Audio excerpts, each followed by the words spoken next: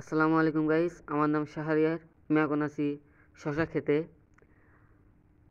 শশা খেতে আসার মূল কারণ, শশাতে আমরা দেখতেছি রোগ দেখা যাচ্ছে, পাতা হলুদ, এবং এই পাতা নিয়ন্ত্রণে নিয়ে আসার জন্য আমরা ওষুধ প্রয়োগ করলাম আজকে। আর এই হলুদ পাতাগুলো আমরা এখন ভেঙে ভেঙে দিচ্ছি।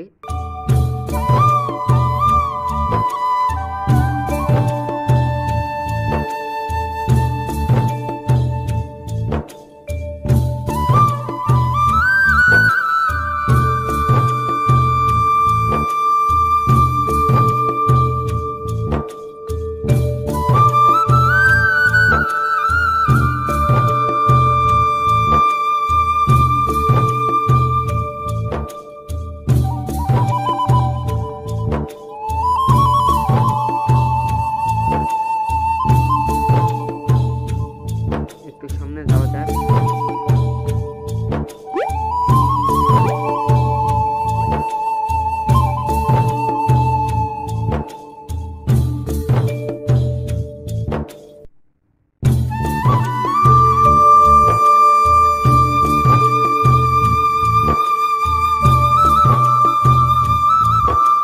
এগুলাতে অনেক পাতা, এগুলাতে হাঁটা যাচ্ছে না, যার কারণে আমি আপনাদেরকে খুব রিস্ক নিয়ে ভিডিওটা করতেছি।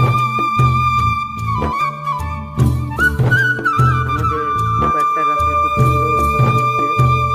শশাগুলো আমি দেখতেছি বাঁকা বাঁকা হওয়ার কারণ হচ্ছে সেই গাছে পুষ্টি কম থাকার কারণ গাছের শশা বাঁকা হয়। এক্ষেত্রে আমাদের ভিটামিন প্রয়োগ করা উচিত। আর আপনারা শশার গাছে অতিরিক্ত পানি দিবেন না, পানি দেওয়ার কারণ পাতা হলুদ হয়ে যাবে। শশার দেখতেছি প্রত্যেকটা শশা বাঁকা। এই ওষুধটা প্রয়োগ করলাম, 2 দিনের মধ্যে শশাগুলো স্বাভাবিক রূপে ফিরে আসবে।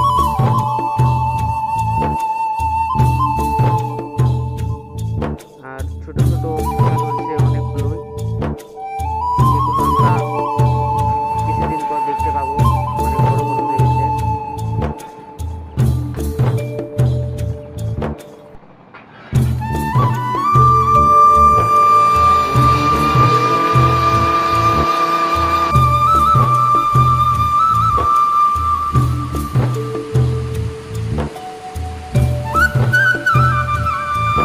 এই যে দেখেন, আমাদের বড় ভাই ওষুধ প্রয়োগ করতেছে,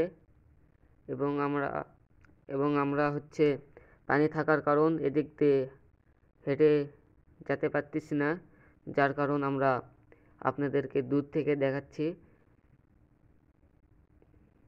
আপনাদের ভিডিও করার জন্য আমার পাটা কাদায় আমার পাটা মাখে গেছে, এবং আপনাদেরকে আমাদের শশার ক্ষেতটা দেখাচ্ছি। আমরা সাধারণত এগুলা আমরা হচ্ছে শশার গাছ প্রধানত নেট দিয়ে ঝাংলা দেই।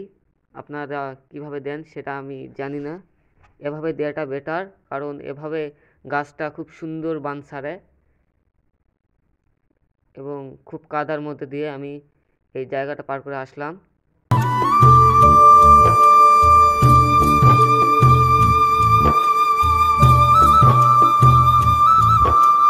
কিছু কিছু জায়গায় ছাগল ঢুকে আমাদের শশার গাছ তছনছ করে দিয়েছে।